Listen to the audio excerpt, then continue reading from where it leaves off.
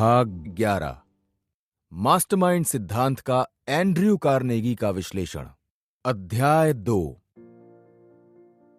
उस रात को सोने से पहले मैंने उसके विचार के बीज को एक निश्चित प्रमुख लक्ष्य में बदल दिया। अगले सप्ताह मैंने चार्ली श्वाब को वॉल स्ट्रीट बैंकर्स के समूह के सामने एक भाषण देने के लिए न्यूयॉर्क भेजा। श्रोताओं में जे पियरपॉन्ट मॉर्गन भी शामिल थे।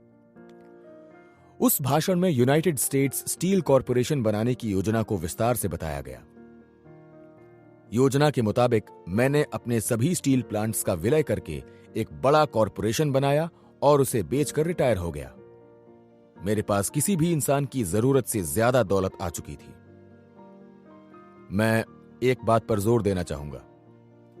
चार्ली श्वाब का विचार कभी पैदा ही ना हुआ होता और मुझे उसका लाभ नहीं मिला होता यदि मैंने अपने सहयोगियों को नए विचार सोचने के लिए प्रोत्साहित नहीं किया होता। यह प्रोत्साहन मैंने उनके साथ मास्टरमाइंड गठबंधन बनाकर दिया था, जिसमें चार्ली श्वाब भी शामिल थे। मुझे दोहराने दें, संबंध एक महत्वपूर्ण शब्द है। इसकी महत्ता बढ़ जाएगी अगर हम इसमें सामंजस्यपूर्ण शब्द भी जोड़ दें।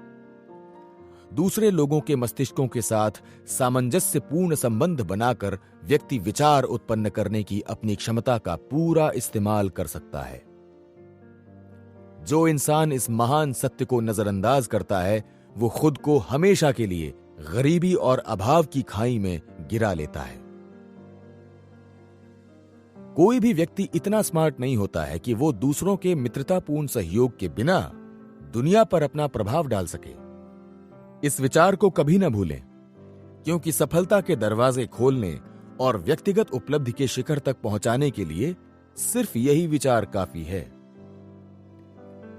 बहुत से लोग सफलता की तलाश दूर करते हैं। वो अपने आसपास सफलता की तलाश नहीं करते हैं और अक्सर वो जटिल योजनाओं के माध्यम से सफलता की तलाश करते हैं या फिर किस्मत या चमत्कार की बदौलत सफल होना चाहते हैं। जैसा रसल कॉनवेल ने प्रभावी तरीके से बताया है, कुछ लोग ये सोचते हैं कि जहां वो खड़े हैं वहां से फेंस के उस पार वाले हिस्से की घास ज्यादा हरी है।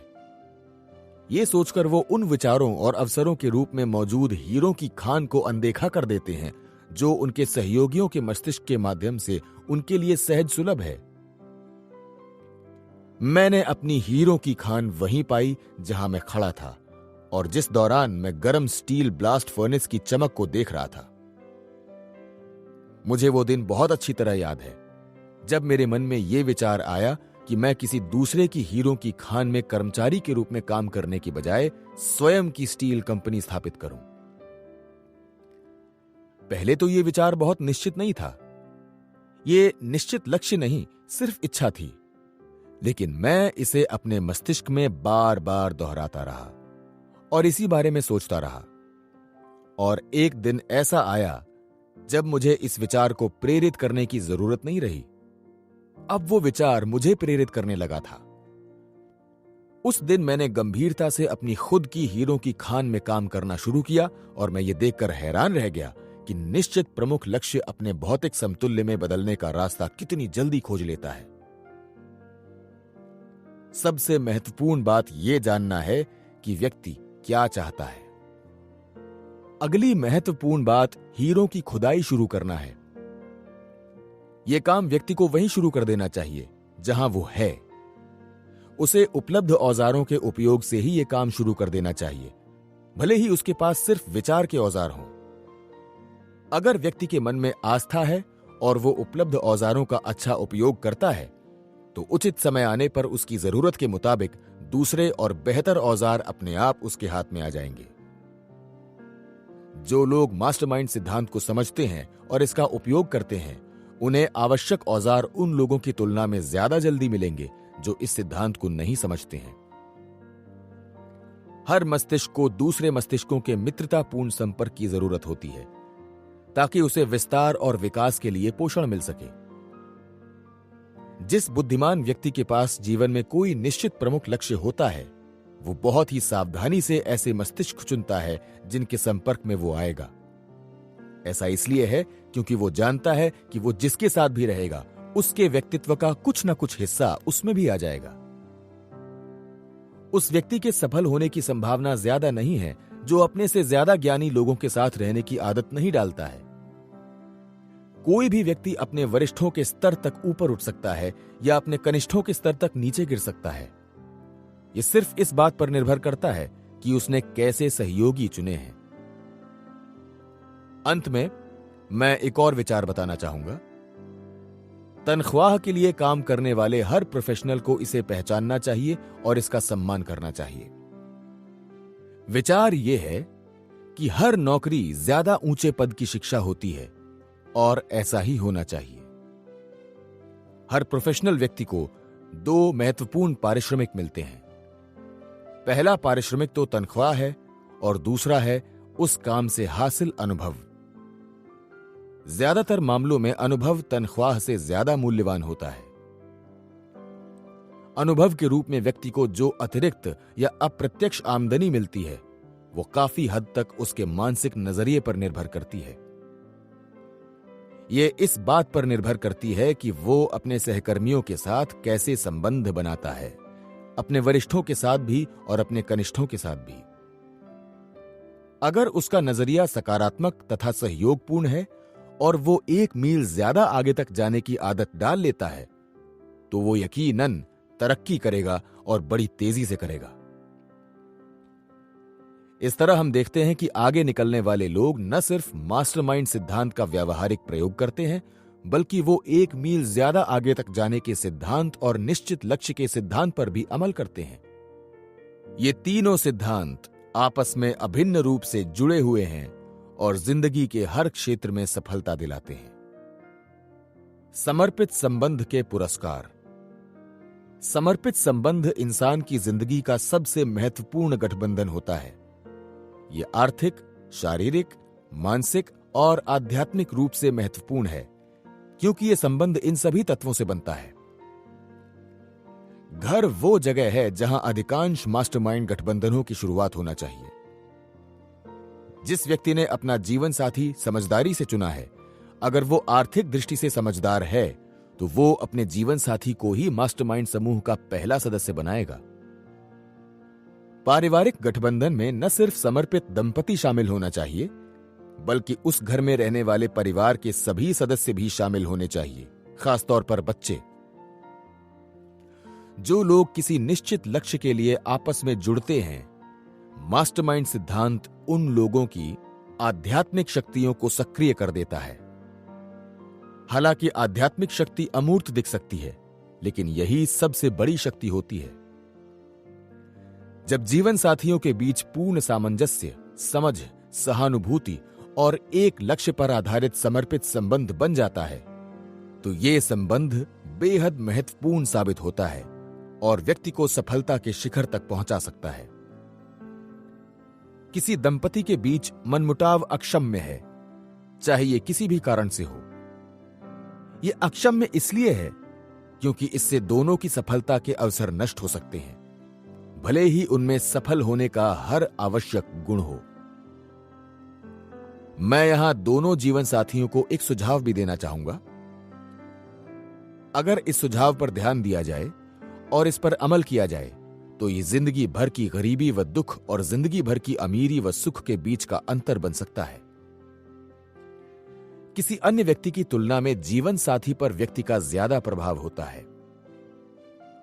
अगर दोनों ही एक दूसरे के प्रति समर्पित होने का चुनाव करते हैं तो इसका मतलब यह है कि दोनों को ही एक दूसरे का प्रेम और विश्वास हासिल है। जिंदगी में जो 9 मूलभूत उद्देश्य लोगों को स्वेच्छा से काम करने के लिए प्रेरित करते हैं, उनमें प्रेम पहले स्थान पर आता है।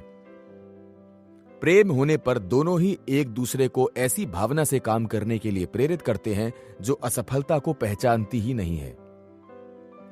लेकिन याद रखें कि तंग करने, ईर्ष्या, दोष खोजने और उदासीनता से प्रेम को पोषण नहीं मिलता है। इनसे तो यह मर जाता है। समझदार जीवन साथी हर दिन मास्टरमाइंड के लिए 1 घंटे का समय निर्धारित करेंगे, जिस दौरान वो प्रेम और समझ के साथ साझी रुचियों पर विस्तार से बातचीत करेंगे। ऐसी बातचीत के लिए सुबह के भोजन या रात को सोने से ठीक पहले का समय सबसे अच्छा होता है। भोजन करते समय पति पत्नी के बीच मित्रतापूर्ण बातचीत होनी चाहिए। उस दौरान दोषारोपण नहीं होना चाहिए, बल्कि खुशी भरा माहौल होना चाहिए और दोनों को ही साझी रुचि के सुखद विषयों पर बातचीत करना चाहिए। परिवार के जितने रिश्ते भोजन के समय टूटते हैं, उतने किसी दूसरे समय नहीं टूटते हैं, क्योंकि कई परिवार इसी समय अपनी गलतफहमियां दूर करते हैं या बच्चों को अनुशासन का पाठ पढ़ाते हैं। दोनों जीवन साथियों को एक दूसरे के व्यवसाय या काम में गहरी रुचि लेना चाहिए और उसके हर पहलू से परिचित होना चाहिए। जब दो लोग शादी करते हैं तो दोनों ही उनके संयोग रूपी कंपनी में निवेश करते हैं। अगर दोनों मास्टरमाइंड सिद्धांत का प्रयोग करके सामंजस्यपूर्ण संबंध बना लेंगे तो उनकी कंपनी के शेयर का मूल्य निरंतर बढ़ता रहेगा। समझदार जीवन साथी अपनी इस कंपनी का बिजनेस सावधानी से बजट बनाकर चलाएगा और कभी आमदनी से ज्यादा खर्च नहीं करेगा। बहुत सी शादियां इसी वजह से दुर्घटना का शिकार हो जाती हैं, क्योंकि उनकी कंपनी को चलाने के लिए पैसा खत्म हो जाता है। और यह सिर्फ कहावत ही नहीं है कि जब गरीबी अगले दरवाजे पर दस्तक देती है तो प्रेम पिछले दरवाजे से बाहर भाग जाता है। सुंदर तस्वीर की तरह प्रेम को भी सही फ्रेम और सही रोशनी से सजाने की जरूरत होती है। शरीर की तरह ही प्रेम को भी पोषण और आहार की जरूरत होती है। प्रेम उदासीनता, ताने देने, दोष खोजने या हावी होने से नहीं बढ़ता है। प्रेम सबसे ज्यादा समृद्ध तब होता है जब दंपति एक साझा लक्ष्य बनाकर इसे पोषण देते हैं। जो जीवन साथी इस बात को याद रखेगा, वो हमेशा अपने साथी के जीवन में सबसे प्रभावशाली व्यक्ति बना रहेगा। जो जीवन साथी इस बात को भूल जाएगा, उसका साथी कार उद्योग की भाषा में किसी नए मॉडल के लिए पुराने मॉडल को बदलने के अवसर खोजेगा। आजीविका कमाने की जिम्मेदारी एक पर हो या दोनों पर, दोनों जीवन साथियों को ही कैरियर के झटकों और अवरोधों को सुखद बनाने की जिम्मेदारी लेना चाहिए। इसके लिए सुखद परिवार या जिंदगी की योजना बनाकर कैरियर के लिए आवश्यक सामाजिक गतिविधियों को शामिल किया जा सकता है। अगर जीवन साथी के प्रति सच्चा प्रेम हो तो इससे पूरा परिवार सुखी रहता है। शर्त सिर्फ यह है कि पूरे परिवार से समान प्रेम होना चाहिए और अपने जीवन साथी या बच्चों के प्रति पक्षपात नहीं होना चाहिए। जहां पारिवारिक मास्टरमाइंड संबंध का आधार प्रेम होता है, वहां परिवार आर्थिक स्थिति के उतार चढ़ाव से विचलित नहीं होता है, क्योंकि प्रेम सभी बाधाओं, समस्याओं और मुश्किलों को जीत लेता है। पारिवारिक समस्याएं उत्पन्न हो सकती हैं और वो हर परिवार में होती हैं, लेकिन प्रेम सभी समस्याओं को सुलझा देता है। अगर आप प्रेम की रोशनी को चमकने देंगे तो हर चीज आपकी इच्छा के हिसाब से ढल जाएगी। मैं जानता हूं कि यह समझदारीपूर्ण सलाह है, क्योंकि मैंने अपने खुद के दाम्पत्य जीवन में इस सलाह पर अमल किया है। मैं यकीन से कह सकता हूं कि इसी की बदौलत मुझे भौतिक सफलता मिली है। लेखक की टिप्पणी: कार्नेगी की स्वीकारोक्ति बहुत महत्वपूर्ण बन जाती है जब हम इस बात पर विचार करते हैं कि उन्होंने $50 करोड़ से ज्यादा दौलत इकट्ठी की थी। कार्नेगी ने विशाल दौलत कमाई, लेकिन उनके पारिवारिक मित्र जानते हैं कि उनकी पत्नी उनकी सफलता का प्रमुख कारण थी। मास्टरमाइंड संबंधों की सफलता के दूसरे उदाहरण: एंड्रयू कार्नेगी ने बात को जहां छोड़ा है, हम वहीं से इसके सूत्र उठाते हैं। हम ये बताना चाहेंगे कि पारिवारिक मास्टरमाइंड संबंध के बारे में कार्नेगी ही एकमात्र व्यक्ति नहीं है जिन्हें ऐसा अनुभव हुआ था। हेनरी फोर्ड और उनकी पत्नी के करीबी मित्र ये बात अच्छी तरह से जानते हैं कि फोर्ड के औद्योगिक साम्राज्य को बनाने में उनके बीच के मास्टरमाइंड संबंध की महत्वपूर्ण भूमिका रही है। जनता श्रीमती फोर्ड के बारे में बहुत कम जानती है, लेकिन सच यही है कि उन्होंने अपने पति के जीवन पर सशक्त प्रभाव डाला था, जो विवाह के शुरुआती दिनों से लेकर अंत तक जारी रहा। थॉमस ए एडिसन ने भी यह माना था कि उनकी पत्नी उनकी प्रेरणा का बहुत बड़ा स्रोत थी। दोनों हर दिन मास्टरमाइंड बैठकें किया करते थे। आमतौर पर यह बैठकें एडिसन के दिन का काम खत्म होने के बाद होती थीं, और कोई भी चीज बैठक में बाधा नहीं डाल सकती थी। श्रीमती एडिसन किसी को ऐसा नहीं करने देती थी, क्योंकि वो जानती थीं कि पति के प्रयोगों में उनकी गहरी रुचि कितनी महत्वपूर्ण थी। एडिसन अक्सर देर रात तक काम करते थे, लेकिन उनकी पत्नी उनके घर लौटने का इंतजार करती थी। वो अपने पति की दिन भर की सफलताओं और असफलताओं के बारे में सुनने के लिए उत्सुक रहती थी। उन्हें अपने पति के हर प्रयोग की जानकारी थी और वो उनके काम में गहरी दिलचस्पी लेती थी। वो एडिसन के लिए एक तरह का साउंडिंग बोर्ड थी। उनके माध्यम से एडिसन आम लोगों के नजरिए से अपने काम को देख सकते थे। यह भी कहा जाता है कि कई बार उन्होंने एडिसन की कई मुश्किल समस्याओं को सुलझाने के लिए महत्वपूर्ण सुराग भी दिए। कई लोगों का मानना है कि श्रीमती एडिसन की बदौलत ही Edison, Henry Ford, Harvey Firestone और जॉन बरोज के बीच का मास्टरमाइंड गठबंधन बना। जब इस गठबंधन की वार्षिक बैठक होती थी तो अखबार में उसकी खबर छपती थी। अगर इतने महत्वपूर्ण लोग मास्टरमाइंड संबंधों को इतना मूल्यवान मानते थे, तो निश्चित रूप से उन लोगों को भी यही सोचना चाहिए जो दुनिया में अपनी जगह बनाने के लिए संघर्ष कर रहे हैं। प्रेम और रोमांस ने सभी महान लीडर्स के जीवन में महत्वपूर्ण भूमिका निभाई है। रॉबर्ट और एलिजाबेथ ब्राउनिंग की कहानी इस बात का प्रमाण है। जब उन्होंने इन अनदेखी भावनाओं को पहचाना और इनका सम्मान किया, तो उनसे इन महान कवियों को प्रेरणा मिली। इतिहासकारों का कहना है कि नेपोलियन बोनापार्ट की पहली पत्नी जोसेफाइन की प्रेरणा की बदौलत ही नेपोलियन की सैन्य शक्ति का उदय हुआ।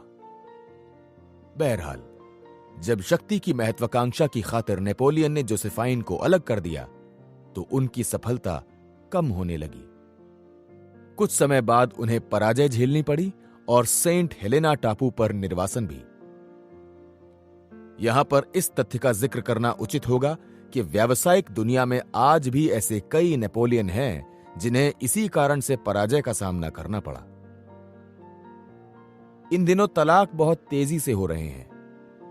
अक्सर जीवन साथी शक्ति, शोहरत और दौलत हासिल होने तक तो अपने मास्टरमाइंड संबंधों को बनाए रखते हैं, लेकिन उसके बाद वो नए मॉडल की खातिर पुराने मॉडल को छोड़ देते हैं, जैसा एंड्रयू कार्नेगी ने कहा था। चार्ल्स एम श्वाब की कहानी अलग थी।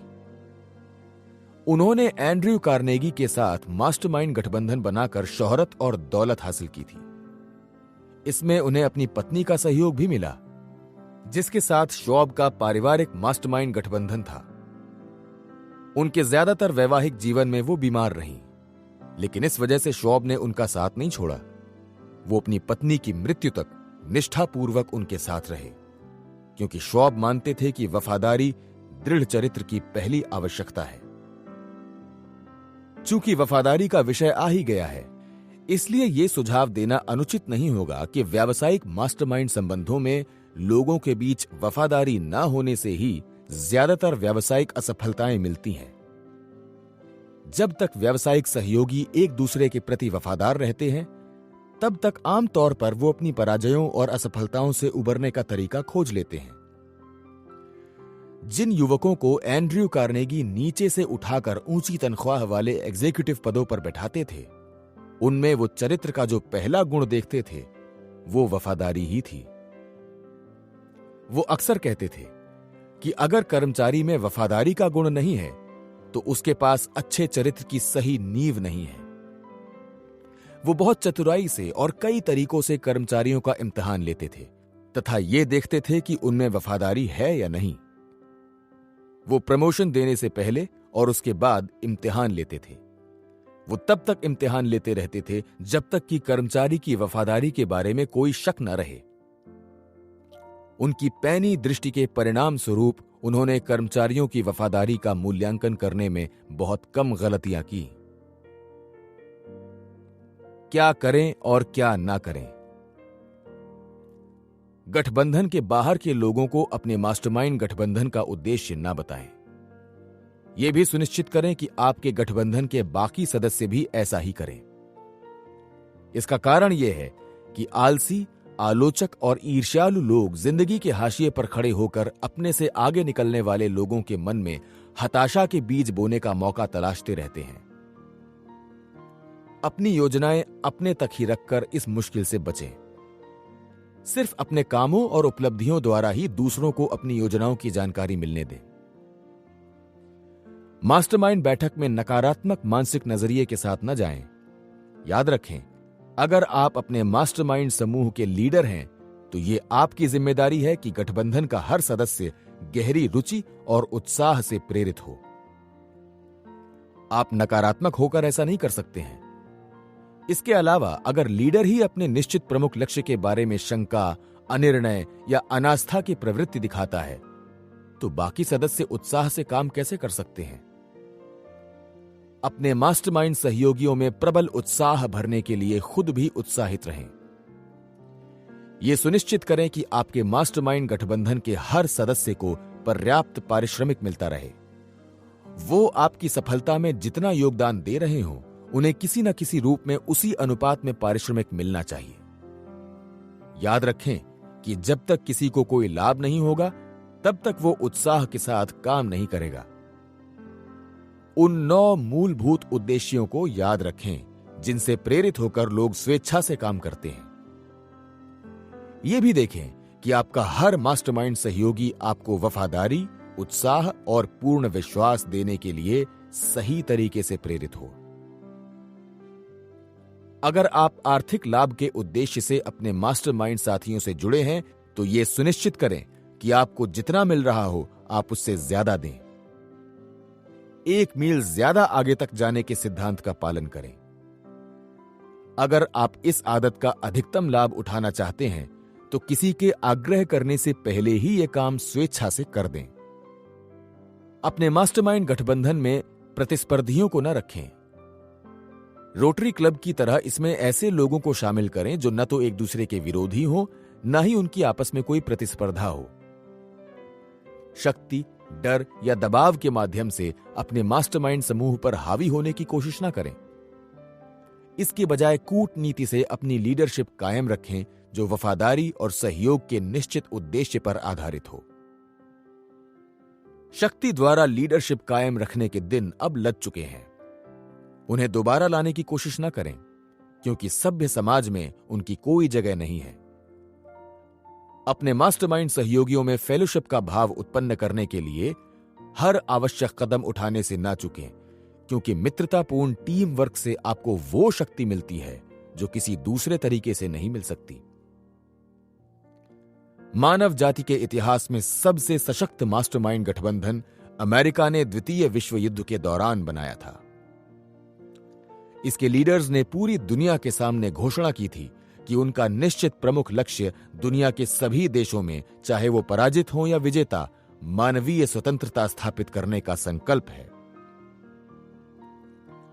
यह घोषणा युद्ध की 1000 विजयों के बराबर मूल्यवान थी, क्योंकि इससे युद्ध से प्रभावित होने वाले लोगों का विश्वास जागृत हुआ।